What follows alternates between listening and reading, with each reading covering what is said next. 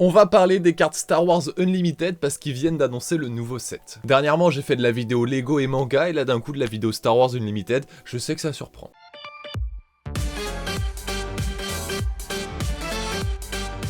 On va voir rapidement ce qu'il en est, c'est le nouveau set, il s'appelle Cendres de l'Empire, il est prévu pour le 17 juillet 2026. Et franchement, même si vous n'êtes pas intéressé en tant que tel par les cartes à collectionner, si vous kiffez Star Wars, bah regardez quand même au moins cette vidéo, vous allez voir qu'il y a pas mal de refs et c'est ça que j'aime beaucoup dans ce jeu. Bon déjà ici du coup on a la date de sortie, c'est pour le 17 juillet, on a quelques visuels et visiblement on va voir après dans le contenu des cartes, ça s'appelle Cendres de l'Empire, par rapport à l'ère Mandalorien, c'est plutôt logique, ça va se passer sur Mandalorien, la série Ahsoka, tout ce qui se passe après l'Empire, mais aussi visiblement un peu de vraiment juste avant que l'Empire tombe, du coup, épisode 6. J'ai hâte de voir franchement les cartes, j'ai hâte de voir ce que ça propose, et comme d'hab, ils vont sortir du booster, du deck d'avant-première, du booster carbonite, et les decks, les doubles decks. Et sur les decks, on a les héros du coup de l'épisode 6, c'est cohérent avec la période que je pense qu'a été visée. Maintenant, on va aller voir ça parce que leur site est beaucoup trop bien, on peut déjà voir, voilà, la quantité des cartes, et il y a déjà des trucs que je trouve qui ont un flow de fou. Bon, on a des confirmations, là on a un Bylance Call, il est trop beau, on a aussi l'armurière, on est bien sur Mandalorian, sur Ahsoka, Grand Amiral Throne, ouais, non, les cartes sont belles, et on a bien évidemment du coup aussi des plus classiques genre Luke Skywalker. Oh, le Moff Gideon, il a l'air vraiment pas mal. Ah, elle, je pense que c'est par contre un personnage des comics,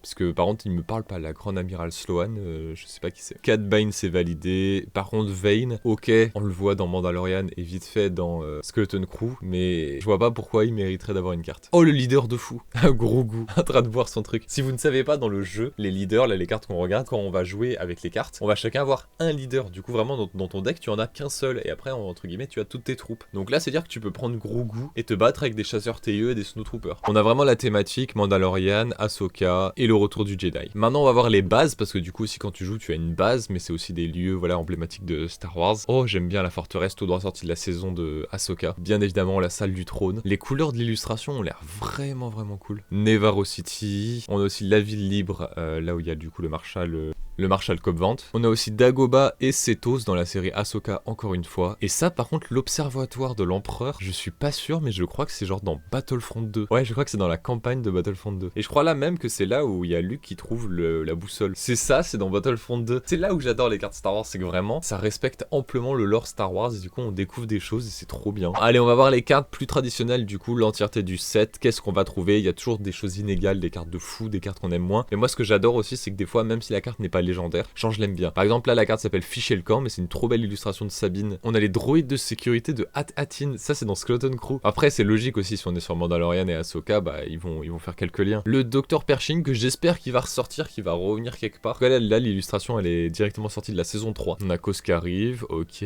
Oh, Ryder Azadi. Des fois je vais peut-être trop parler donc je mettrai des illustrations des références que j'ai en tête. Maraudeur blindé, ça c'est une scène d'action dans Mandalorian. D'ailleurs je sais pas pourquoi ce véhicule s'appelle un Maraudeur. Parce que le Maraudeur pour moi c'est le vaisseau de la Bad Batch. La carte stellaire des arcades, c'est la carte qui indique du coup où est l'amiral Throne. Une carte légendaire visiblement. On a aussi bien évidemment Enoch, Paz Vizsla, ils sont trop stylés. Maroc aussi a une très belle illustration. Et là des fois c'est un peu inégal. Par exemple le gardien des Rancors. Alors la carte est pas moche mais c'est le mec qu'on voit dans Boba Fett. Genre qu'est-ce que tu veux en faire? Oh, les couleurs sur la carte d'Hera elle est trop belle. Ils ont osé faire Ruk, le bras droit de Throne dans Rebelle. Ah bah on a aussi le train, on a aussi le droit, ça va c'est une ultra commune mais on a le train dans la série Boba Fett. Poe Dameron, je vais être méchant mais là moi personnellement je vois pas Poe Dameron. Oh, elle est trop belle et c'est ça que j'adore. Là c'est une ultra commune. C'est Barrick Sofé sorti tout droit des épisodes de Tale of. Elle est trop belle la carte. Oh, on a aussi Jabba le Hutt avec Rota, avec bébé Rota le Hutt. Oh, c'est trop mignon. Les Night Troopers du coup d'Ahsoka. Ouais, il y a quand même, comme vous voyez en fait les thématiques sont là, les grosses thématiques à chaque fois des sets. Mais de temps en temps comme ça il y a des petites cartes comme là il y a Poe Dameron. Qu'est-ce qu'il faisait là Poe Dameron? Oh, celle-là elle a un flow de fou. Mais là je sais pas la carte, je trouve qu'elle a un flow de zinzin. Oh, celle de Gar Saxon elle est pas mal aussi. Le vaisseau de Throne. Oh, l'illustration il y a une prestance, enfin il y a quelque chose. Et on a aussi Prévisla. Je suis moins fan de l'illustration, je la trouve un peu simple, mais ouais c'est une légendaire, je peux comprendre pour Prévisla. Ewing, on se demande qu'est-ce qu'il est en train d'attendre actuellement. Le Ewing, un vaisseau qu'on voit vite fait dans Ahsoka, Cobb-Vanth du coup on en parlait tout à l'heure. L'armurière, on dirait qu'elle a un contour de miniature.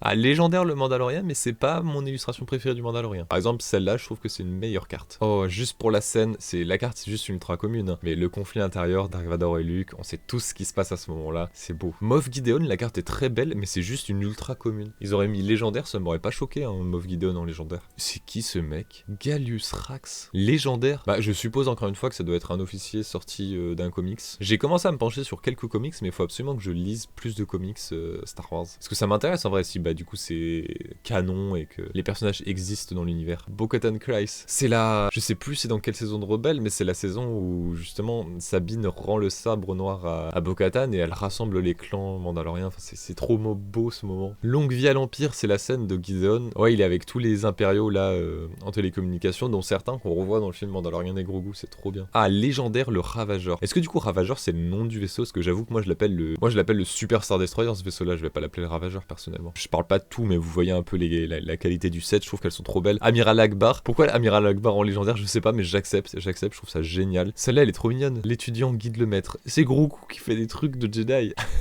Oh, attends, mais ils ont fait les droïdes fourmis. Mais des fois, il y a des cartes comme ça, c'est trop drôle. Ça, les droïdes fourmis, on les voit dans Boba Fett quand on retourne avec Grogu et Luke. Et c'est les droïdes qui sont en train de créer le temple Jedi de Luke. Et ils se sont dit, on va faire une carte. Le style d'illustration change, mais ouais, c'est Luke, la fin de Mandalorian saison 2, quand il fait sa magnifique entrée. Ah bah, c'est une légendaire, tiens, c'est une légendaire. Ils ont fait le blurg. Oh, le dériveur des survivants, bah, dans Mandalorian saison 3. Lang, bah, c'est un con, mais ils lui ont fait une carte quand même. Les jumeaux qu'on revoit dans Mandalorian, dans le film Mandalorian. Marcheur de Trask. Ils ont vraiment fait une carte du machin qui récupère le Razor Crest dans un épisode de la série. Oh, une autre légendaire, le sabre noir. Je dirais que je suis pas le plus grand fan de l'illustration. Parfois, il y a des cartes, ils les appellent genre le blaster de Nanin, le sabre de Nanin. J'aurais pu l'appeler le sabre de Bo-Katan du coup. Ils ont fait le justifieur de la Bad Batch. Un vaisseau qui est très beau, mais que j'ai pas d'attache non plus sur lui. Le soldat avec mortier. Là, j'ai un doute, je sais plus si on le voit dans une production, mais tout ce que je sais, c'est qu'il est sorti en Lego. Et que c'est une très belle figurine. La 9ème sœur en légendaire. Oh, l'illustration est pas mal, ouais. Mais elle, on la voit que par contre dans Jedi, je crois, dans la série Jedi. Non, ils ont fait par contre un des pires trucs aussi. Ça, honnêtement, pendant la série, je me disais, ouais, on va avoir une bête d'explication, il y a une origine, non, c'est vraiment juste, bah, c'est un robot qui est là pour une scène d'action et après, on sait pas qui c'est. Oh, l'opération Cendre, c'est trop... J'adore la carte, alors que vraiment, elle est à chier, entre guillemets, parce que ça représente pas grand-chose. L'opération Cendre, qui actuellement, je crois qu'on l'a pas vu dans un seul média, excepté Battlefront 2. Et dans Battlefront 2, ce moment-là, dans la campagne, il est dingue. Est-ce que c'est une... Oh, c'est une légendaire. Grogu dans IG-11. Elle est trop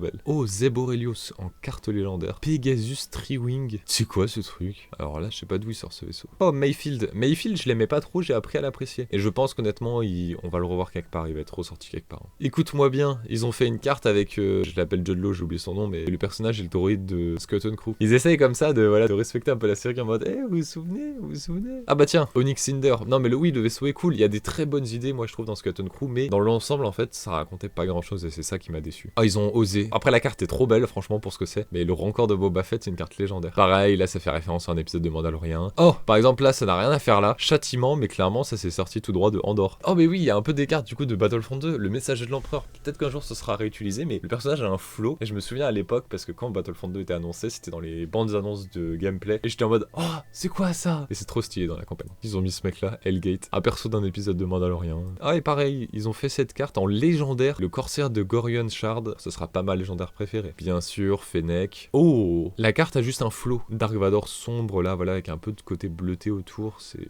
J'adore. Ah bah tiens, c'est la dernière fois qu'on a vu le Dr Pershing actuellement. Bah honnêtement, j'espère qu'ils vont le ressortir et le réutiliser le personnage. Oh non, légendaire. Ils ont fait Kelleran Beck en légendaire, c'est trop bien. Et je pense que vous avez peut-être déjà vu passer l'anecdote, mais l'acteur qui joue Kelleran Beck, c'était l'acteur qui jouait Jar Jar Binks dans les premiers. Le personnage sert pas à grand chose parce qu'on le voit juste dans une apparition, peut-être qu'on le reverra. Juste pour le gars, ça lui rend honneur. Ah, il y a le chasseur N1. Oh, il y a Carson Teva par contre. Oh, il a une bonne bouille. Il est heureux. Ezra Bridger. Pas fan du choix d'illustration, mais la carte est cool. Ah, ils ont fait une carte du Mandalorian, Pedro Pascal.